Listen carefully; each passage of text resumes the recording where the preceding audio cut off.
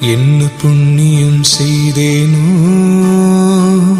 அம்மா, நான் என்ன புண்ணியம் செய்தேனோ, என்ன புண்ணியம் செய்தேனோ அம்மா, நான் என்ன புண்ணியம் செய்தேனோ. மன்னர்நாதர் அம்பலவர் வந்தார் வந்தார் என்று திருச்செந்தூர்